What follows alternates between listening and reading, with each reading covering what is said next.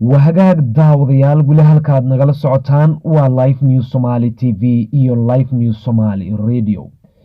waxay maanta ku beegneed ansixintii golihii uu soo magacaabay ra'iisul wasaare Xamse Cabdi Barre waxa la horkeenay xarunta baarlamaanka si loo cod kalsooni ah loogu qaado maxaase ka dhacay xarunta baarlamaanka haddaba arrimahaasi waxaa si gaar isha ugu hayay wariyaha live news Somali TV ee bariga magaalada London Daahir Socdaal wuxuuna wareysi nooga soo diyaariyay aqoonyahan Cabdi Cali Daakil oo ah aqoonyahan si gaar uga faalooda xaaladda guud ee siyaasadda ka jirta gudaha magaalada Muqdisho Soomaaliya ayaa waxay inta badan bulshada ay qabaan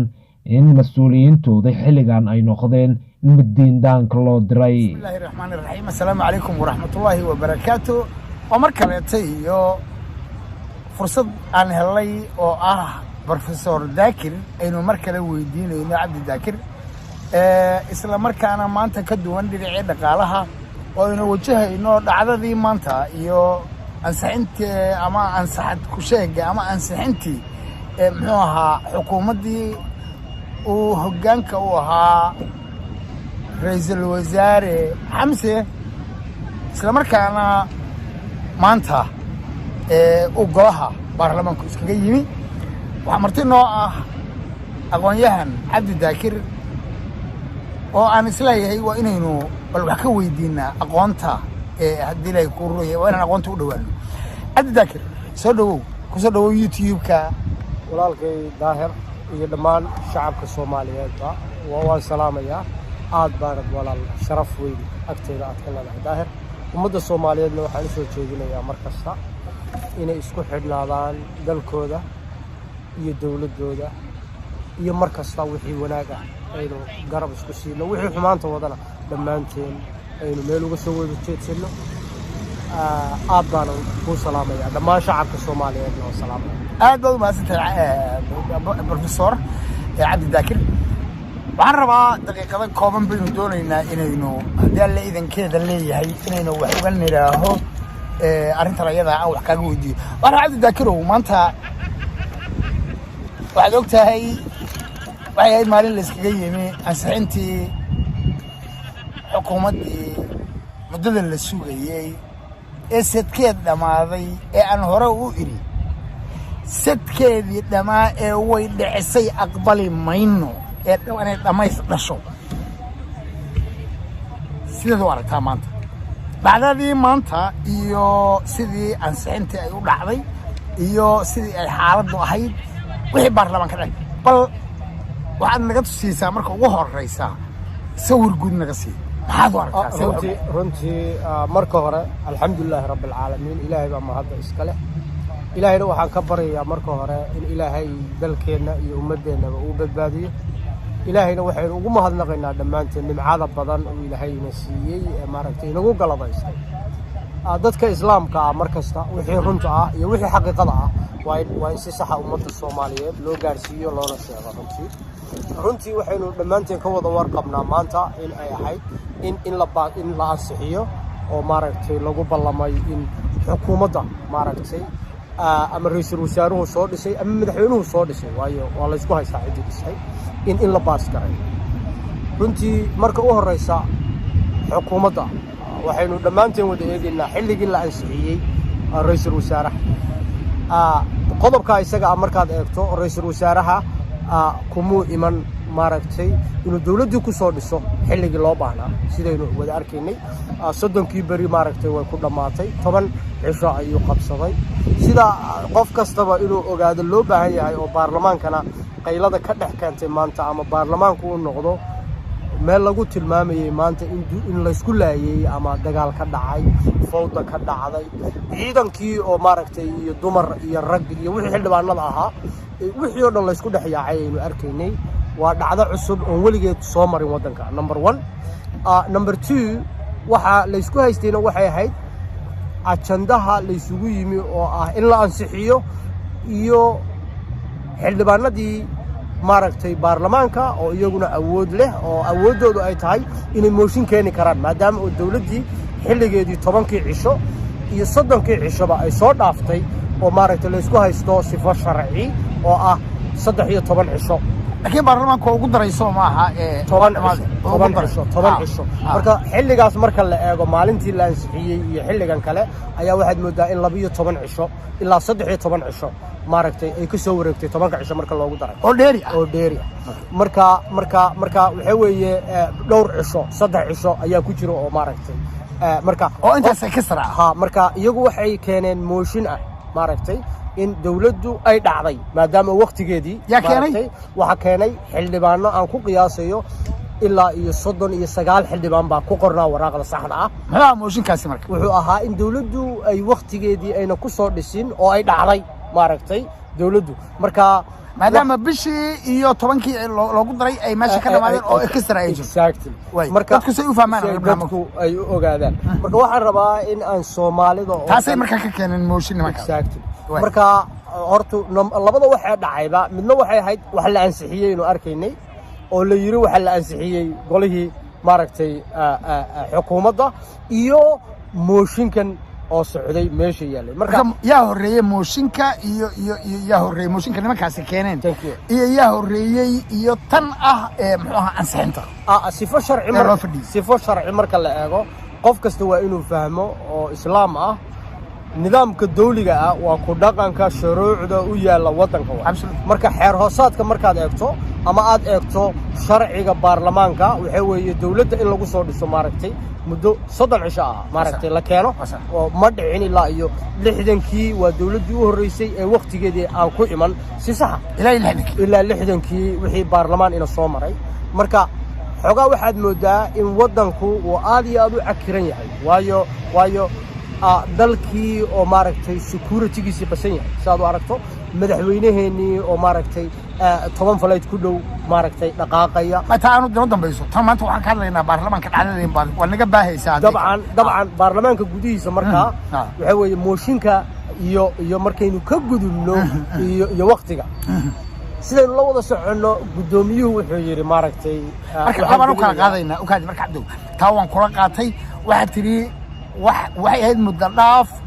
30 maalmood 30kii maalmood 10 maalmood ay ku darsadeen 10kii maalmood ayaa extra hadana ku jirta waa markii ugu horeysay oo ilaa 60kii ay taasoo kala dhacdo waaya horta anigu ma ogi rum ahaantii maalmaha dheeriga ah laakiin dalka uu han weyn maadaama aad tahay waa inaan sadiqaa waana wax la xisaabsan oo la ogaan karo waxaan rabaa marka inaan u soo noqono marka ansixintii maanta sax ma ahayd sidaysa wax u dhaceen cabdi dabcan qof kasta oo Soomaaliya waxaan ogeysiinayaa haddii la yiraahdo xukuumad ayaa la ansixinayaa waxa la ansixiyaa wasiirada ma waa in la ogaado waa sax waxa la ansixiyaa waxa weeye ajandihii wadanka lagu wadi lahaa ama qorshihii wadanka lagu hogaamin lahaa securityga dhaqaalaha wadanka goboladiisa sidii la isugu keeni lahaa arrimihii gudaha marka ajande aan jirin wadanka ayaa waxa la yiri waxa la ansixiyay maaragtay qoladii ahayd maxay ahayd toolay wasiirada halka cabdo marka iyu kaado waa arrin cusub oo waa arrin midaan la yaab leh rumahantii markaynu halka aad wax uga eegno wana meesha gunta ay tahay in laga hadlo waxaan rabaa ra'iisul wasaaruhu yaanu hadlin oo uusan soo sheegin wixii uu qaban lahaa iyo waxa ajandaha u yaala iyo securityga waxa uu ka qabanayo iyo maaliyadda waxa uu ka qabanayo iyo arrimaha dibadda miyaanu sheegin runtii qof kasta waxaan ogeysiinayaa marka hore in qas badan oo maaragtay kala qaybsanaana oo baarlamaanka gudihiisa ka jira waa gartay gudoomiyahana waxay ku caddahay hadaladiisii iyo gudoomiyaha igu kaadiy cabdow horta dhinacan waxa su'aasha aan ku weydiiyo ah ma hadlay ra'iisul wasaariyo ajandihiisii baarlamaanka ma soo hordhigay waxaan marnaba dhicin oo caalamka oo dhan ka dhicin ra'iisul wasaare xukuumaddiisii soo dhisaya waa inuu ajende la yimaado ajandahana loo codeeyo in la raacayo iyo in la diidayo waxa awoodda iska leh xildhibaanada way diidi karaan wayna ogolaan karaan yani waa wixii ku diidi lahaayeen ama ku dooran lahaayeen oo ogol marka hadda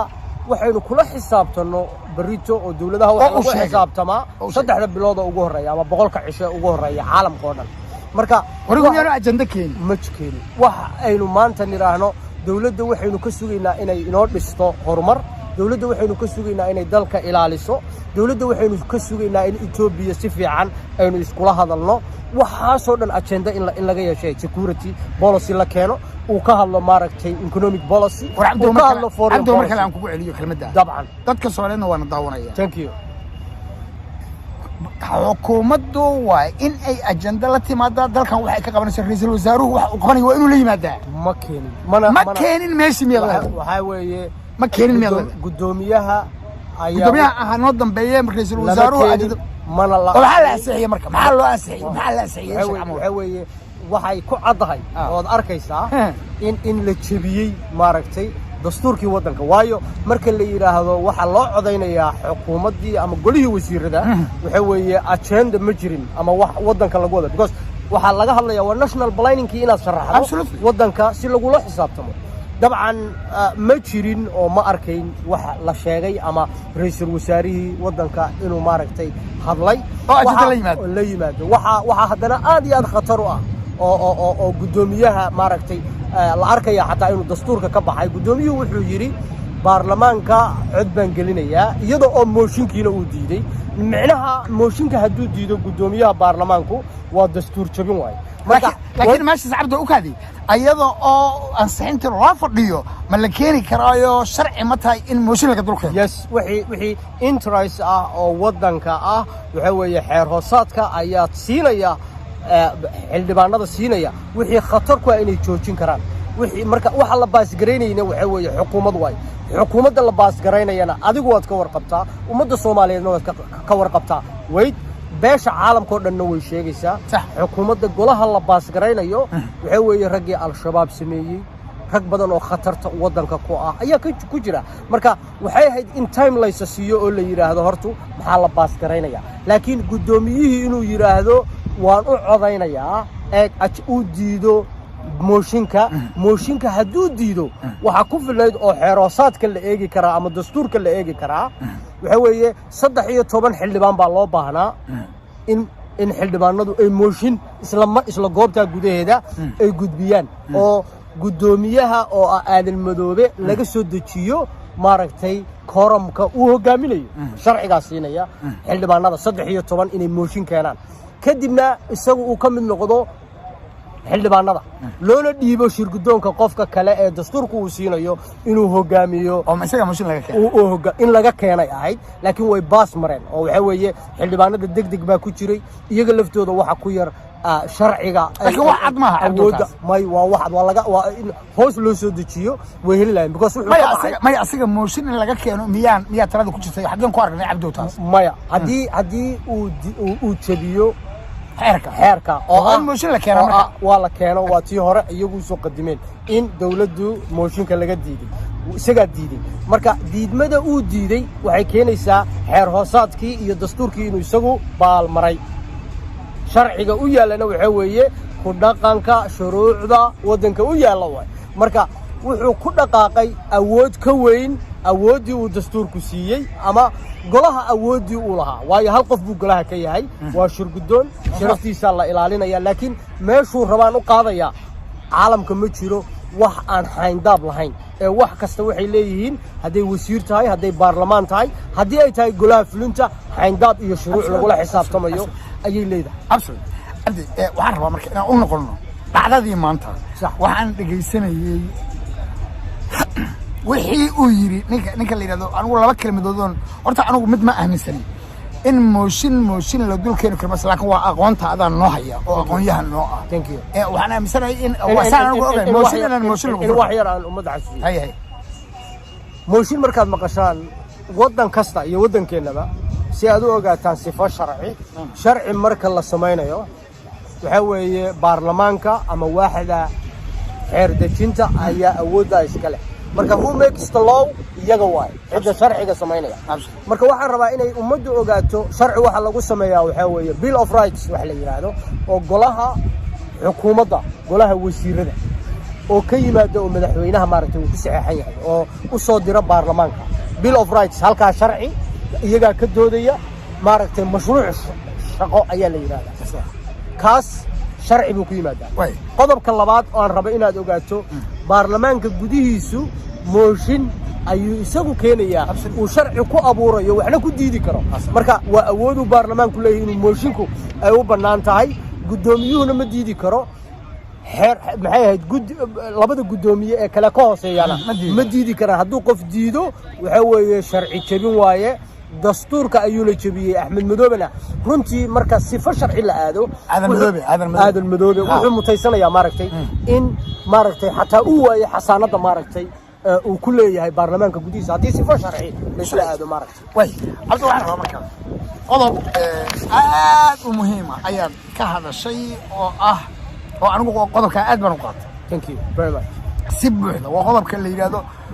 war haddii uusan bar ra'iisul wasaarihii ajandihiisa isaga iyo xukuumaddiisa waxay qaban lahaayeen aysan bakeenin ajandayaashoodii maxaa lagu ansixiyaa ilaan wixii lagu diidi lahaa wixii lagu ansixin lahaa kamaba aysan hadlin waa la qayliyey waxa aan ku xasuusinayaa aan rabaa inaad qodobka ku darsato tirada baarlamaanka soo fadhiistay ee la yiri waa la ansixiyay gudoomiyuhu been buu ka sheegay oo sidaynu la wada socono waan kuu soo diray adiga laftaada maanta goor dhaweyd waxaad arkayay niman wariyayaal ah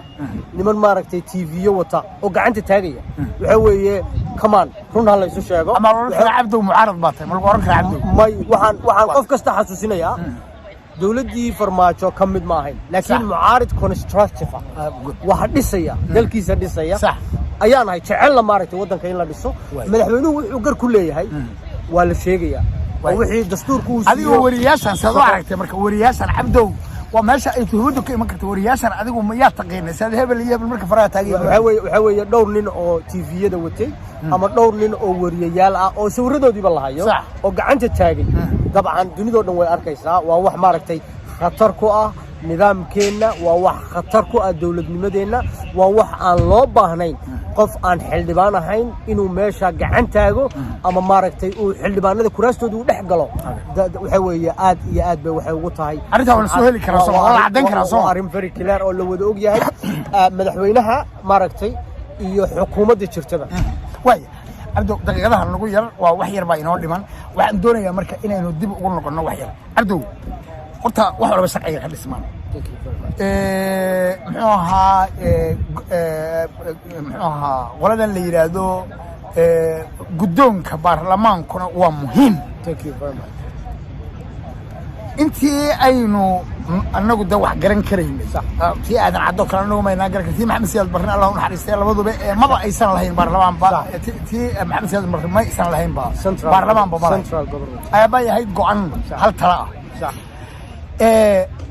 hadda intaynu arkaynay ee guddoomiyaasheena baarlamaanka sida ninka la yidhahdo Jawaari Maxamed Sheekh Cusmaan Jawaari ninka la yidhahdo dilkooda Mursal oo aad isagana og tahay halkii anigu aan isleeyahay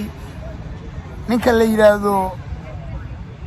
Jawaari wuxuu ahaa nin dhinac ah oo group ah oo mucaarad ah oo ka soo horjeeda groupkaas mucaaradka raacsan ninka la yidhahdo Mursalna wuxuu ahaa nin taladii dalka waa doonaya wax dhanaa ku soo koobayo farmaajo iyo dantiisa ka shaqeynaya waa aragtidayda saddex hadda ninka aadan madoobe waynu aragnaa maxaad isleedahay oo ka aqoon yahan ahaan aad isleedahay waa meeshan ka dhismi lahayn kani maanta isiguna ma kula dhinacaysnaa oo dhinac guruubaysnaa bas wuxuu kula ahaa nin labadaa ka duwanoo maangala runtii marka hore waxaan xasuusinayaa ummadda islaamka ah oo dhan cadaaladdu waa udubdhaxaadka bulsho iyo qaran kasta runtii shir guddoonka mar kasta oo imanaya sidii baarlamaanka iyo qaskan waddanku ilaa iyo burburkii lagu jiray wixii dawlad laga soo bilaabay xilligii la sameeyey after maxamed siyaad barre wixii ka dambeeyey shir guddoonku wuu janjeeraa runtii waana arrinta keenaysa mar kasta in shir guddoonku uu muuqdo maaragtay inuu group gooniya maaragtay ama dana gaar ah ay fulinayaan midna waa aqalka baarlamaanka guddoonka tanka shir guddoonka waxa aan xasuusinayaa qof kasta madaxweynuhu xaq uma leh shir guddoonkuna xaq uma leh qolada garsoorkuna xaq uma laha wax khatar ku ah waddanka inay baasgareeyaan ama waddanka ay ku hogaamiyaan soo maaragtid cilada thank you very much waxa aad u khatar ah anaguna aan ogahay in maanta uu ninka la yiraahdo aadan madoobe oo guddoomiyaha ah inuu hal dhinac u ahaa oo uusan eedigin labada kale ma igu raacsantaa cadaaladii yes exactly waan kugu raacaya waayo mar kasta waxa weeye sharciga waxaynu rabnaa inuu qofaysnayn oo aan gruubaysnayn in la ilaaliyo waayo golaha sharci dejintu awoodda uu leeyahay waxa iska leh golaha garsoorka ayaa iska leh awooddaas oo kale waxa iska leh golaha fulinta oo ah golaha madaxweynaha ra'iisul wasaaraha iyo wasiiradiisa marka inay saddexdan dhadhaab isbalance gareeyaan oo dastuurka wadanka lagu wada socdo marka waa inaanay mucaaradkii qoladii xukuumadda haysatay aysan haysan qoladii kale ee mucaaradka sheeganaysa waa inay haysan dhexdhexaad laga absolutely marka waliba waxaan ku xasuusinayaa caalamka kama jiro mucaarid ama golayaasha aan sheegay oo qarankooda ama dawladooda iyo wixii horumarka iyo wixii security-ga ka hor imanaya ama wuxuu dhimay waxa weeye dunida waxa loo arkaa mucaaridka jira mucaarid constructive mucaarid danaysta oo kufso oo kala soo baxo ayaga kursiga meesha dalka boob iyo danaysare ma jirto way cabdi su'aasha ugu dambaysa waa daqiiqad baan noo harsan hal daqiiqad noo harsan thank you very much waxaan doonayaa cabdi maxaa maanta kelmadihii maanta maxaad ka soo qaadan kartaa markii uu gudoomiyaha baarlamaanka uu yiri ama shirgidoonku uu yiri ama gudoonku uu yiri mudane aadan markii uu marka koowaad yiri 5 qofood ee qaylinaysa ha fariisato markii dambena uu yiri 7 qofood baa diiday 5 iyo 7 ma isku mid ba 7 5 ma noqon kartaa 5 7 ma noqon kartaa runtii waxa aad iyo aad u khaldanayd sidaynu arkayno numberka uu ku dhawaaqay oo ah inay xildhibaanada jooga yihiin waa khaldanayd qof kasta kamaradaha lagu noqdo waa la tirin karaa numberka waxa aan xasuusinayaa qof kasta asiga inuu gurubaysan yahay in kale waa dhinac maxay kula ekay waa dhinaca dawladda iyo dhinaca maxay ahayd toolay madaxweynihiisa waana madaxweynaha waxa ku cadeynaya inta marka oo hadalkiisa kaliya waxa ku cadeynaya inuu diiday maaragtay ama uu ka hor yimid awoodii golaha lagu wadi lahaa oo tusaale yar golaha waxa la rabaa wax kasta oo uu aadayo inuu xeer hoosaad u maro marka say u dhacday in gudoomiyihii awood ka badan awoodiisii uu la soo baxo wuxuu sheegay number uu ansixiyey isagu midda aan Soomaaliya dhan xasuusinaya walaalow haddii golahu uu qasan yahay oo golaha uu ka jiro fawda ay ka jirto dastuurku ma qabo xeer hoosaadkuna ma qabo in golaha oo mooshin la geliyo wuxuu qabaa in xasiloonida laga shaqeeyo nabadda laga shaqeeyo oo la joojiyo dastuur jabin buu iyana sameeyay wuxuu yiri cod keligii uu qaatay ayuu geliyay imisa codaysay number uu isagu watay buuna sheegay waxaan qof kasta oo islaam ah u soo jeedinayaa hal qodob aan ku darayaa security-ga uu qasan yahay أنا وحنا هاي قف معارضة أو constructive معارض واحد يصير مدحوين حسن وقتك حاضر كأ صوماليا أب وقسم تاي مدير جديد ولا ليال تدوات العشرة مرة ما بقى وعن ربع أو ما من قبلات هذا عن قعد سنة دنيا عن قعد سنة أو ولا القيا وعن قعد سنة قرقر أو ولا القيا وعن قعد سنة نينك اللي يراهدو مارك لفت جرين إن مدحوينه هذا أي لطشدان دل كودا إنسان عدو جورع واي إثيوبيا مدعي كرته قف maamul goboleed inuu hoos tago waayo hadaad na hoos geysaan waxa weeye dalka yagii iyo sovereignty-ga yagii iyo madax bannaanidii baad dhaawacdeen madaxweynaha khaladaad uu yeelan karaa waa qof bini aadana madaxweynayaashan oo dhan baa khalad lahaa laakiin waxaynu rabnaa inuu madaxweynuhu gartiisa uu qaato sovereignty in la ilaaliyo marka ugu horeysa dhammaanteen madax bannaanida iyo sovereignty-geenu territory-geenu waa lama taabtaan waxa dawladaha caalamka loo samaystayna waxa weeye the most basic function of the government is all about security in wadanka la ilaaliyo sovereignty-ga la ilaaliyo waxa weeye cid laga yeelayaa ma jirto waxa weeye Ethiopia hayna hoos geynina qof kastaana waa inuu dhawaaqo oo Soomaali uu khaladka laga galay maamul goboleed in lagu xadgudbo maaha waa in wadanka la isku wado madaxweynuhuna uu fidiyo gogol maaragtay Soomaaliya oo dhan uu fidiyo hadii kale waxa weeye xasuusno waxaan ku xasuusinayaa oo hadalka ku soo gabagabeynaya waxa jiri jiray 1922 dawlad caalamku uu maaragtay siiyay maaragtay madax banaani marka dawladda iyada waxa la oran jiray Republic of Kurdish ayaa jiri jiray waxaana siiyay baan u maleynayaa inuu ahaa Lenin inuu ahaa baan u maleynayaa dawladda iyada 7 sano kadib waa la waayay waa baabaaday waxa weeye ummad la qaatay oo 10 wadan ku kala dhex jirta daldan ayuu noqday wadamo badan baa jiro oo la qaatay waxaan xasuusinayaa walaaladay inaan Soomaaliya la qaadan Ethiopia waxa weeye interest badan bay leedahay inaguna interest baynu leenahay madaxweynaha ayaa loo idmaday wanaaga wadanka laakiin madaxweynaha waan ka codsanaynaa anigu waliba shakhsiyan madaxweynaha dalka u tud marka afarta dal sida afar kurdiga oo afarta dal lagu qaybsamay thank you marka madaxweynaha waxaan rajaynayaa in uu markasta wadankiisa ilaaliyo wixii khalada ee badan ee jira waan ogahay madaxweyne khaladka ugu weyn madaxweyne oo anigu aan ku soo jeedinayo maanta dawladda ra'iisul wasaaraha waxa lagu haystaa inuu u shaqeynayay oo uu kamid ahaa Kenya number 1 waxa lagu haystaa maxay ahayd toolay golahaagii wasiirada intoodii badnayd oo magacaabaya Robo waad la socotaa waa ninkii sameeyay ama ninkii labaad ee iska lahaa al-shabaab waay okay ninkan militariga aad arkayso waad la socotaa isna waxa weeye al-shabaab kala way niisa waxaad u dhiibtay ninkii wadanka oo dhan qasiyay madaxweyne eeg marka waxaanu rabnaa dadkaas oo dhan dunida oo dhan baa sheegaysa madaxweyne waxa weeye qofka islaamka ana waxa weeye been inuu sheego ma wixii khatar wadanka ku ah golaha wasiirada kuma jiri karaan maamulka wadanka kuma jiri karaan way wadanka in la ilaaliyo la rabaa waxa weeye dawladda aad dhistay waxa weeye baarlamaankii waxa ku dhex jira konton nin oo maaragtay iyo ka badan al-shabaab ah marka maantana adiga waxaad ku tusaale qaadataa xamar maantadana qaraxya ka dhaceen waa umadu way maqlaysaa maalin dhaweey 3 qarax baa ka dhacay maanta waxa la qaraacay jilco agtiisa lagu dhuftay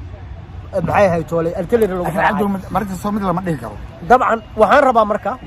Soomaali way maqlaysaa security-ga wadanka si loo ilaaliyo madaxweynaha wax kasta waxa ka horeeya nabadgelyada security-ga wadanka dhismaha wadanka maxay ahayd toolay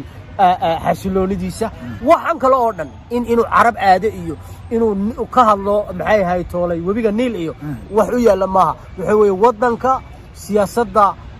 security-ga ayaad culays gelinaysaa wadanka oo dhan waa inaynu gacan ku dhignaa lagama yeelayo xataa Somaliland oo maqan lagama yeelayo inay go'do Soomaali mid inay noqoto laga wada shaqeeyo waanan jecelahay Xasan wax badan wuu maqlayaa laakiin Xasan tiimka ama xulashadan uu sameeyay ayaa wadanka khatar ku ah waayo waxa weeye kala badh wuxuu dhisay waxa weeye al-shabaab iyo wixii isugu jiraan maaragtay iyo niman argagixisa waxaan waa gurubaysan yahay oo siyaasad faca iska dhacay waa khatar waayo laakiin Cabdi mid soo lama dhigi karo waa alkaasan waxaan rabaa kelmadaan ku ganaanuday Cabdi mid soo lama dhigi karo security-gu maanta siduu u yaalo horta waxa wali security-gu wuxuu hoos yaalaa nabad sugidda iyo booliska dhinacii nabad sugidda waa ruro mahad salaada loo dhiibay waa rajiimka cusub booliskii waa rajiimkii hore oo xijaar baad jooga soo lama oran karo dadka meesha joogaahi waa kuwii hore uuno wax yar baaba laga bedelayo militariga kii un baa jooga maxaa booliska kii un baa jooga ciidanka asluubta kii un baa jooga maxkamadii kuwii un baa jooga soo lama dhigi karo waa rajiimka hore soo lama dhigi karo runtii waxaan rabaa inay ummaddu xasuusnaadaan waxa la yiraahdo intelligence-ga wadanka Kenya iyo caalamkaba markaad eegto waa hal shay intelligence-ga laguma degdego bedelidiisa waayo sirtii wadanka wax kasta wanaageeda waxa ku soo socda wadanka 20 sano soo socota 10 sano soo socota wasaaraddu ma hayaan laakiin intelligence-ga ayaa adrooskaas caalamka u qaabilsan oo og okay innaga waxay naga khaldan waxa weeye in lagu degdego ma aha intelligence-ga waayo intelligence-ga hadda joogana waa mahad waynu ognahay mahad aqoon uma laha this is the one oo qof kastaba uu og yahay Faad Yaasiin baa aqoon uma lahayn waxaan ilaahay hadan ka cabsano Faad Yaasiin baa aqoon uma lahayn laakiin waxa laga rabaa daacadnimo laga rabaa thank you nin wadanka ilaalinaya oo al-shabaab iyo waxna aan loo kulahayn waxaan rabaa marka inaad mid xasuusnaato dalka مختار روم لوga faa'iideysan karaa maxaa ishaga al-shabaab hadda waxaan ku yiri haddadan ay dhacay maanta ay dhacdaan ku yiri qaraxay dhaceen wax kasta oo khatar ah wadanka waxa weeye Mukhtaar Robo maahine waxa ku khatar ah dhowr nin oo meesha ku jira waa inuu madaxweynuhu ka saaraa waayo ummadda Soomaaliyeed mid kale Robo waxaan rabaa inaan ogaado 5 milyan baa dul saaran waxa westernku dul dhigay hadana lacag 10 milyan ah marka madaxweynuhu lacagtaas aaba u fududay haduu lacag rabo ha qaato oo Abu Musa hageeyo maaragtay hawdiga macaan baashi qof kasta oo Soomaaliyeed waxaan leeyahay wixii khalad ah Ilaahay waxaanu ka baryaynaa inaynu ka badbaadno dalka inaga iskale wixii xaq u leeyahay madaxweynuhu waa la siinayaa waana loo ogol yahay laakiin madaxweynaha lagama yeelayo dawlad argagixisa inuu keeno assalaamu calaykum waraxmatullaahi tacaala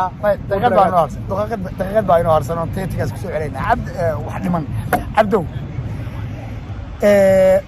waxaan rabaa inaan hadalkeenna kusoo garaaro horta cabdi wuxuu yidhi maanta waa kelmadahaagii inaanan kaa been sheegin baan doonaya dowladdaa wixii xukuumad lagu ansixin jiray ajandaheedii meesha lama keenin marka wax la ansixiyeyba dee garan mayno waa qodobkan qaatay wey laba waxaanan aqbalin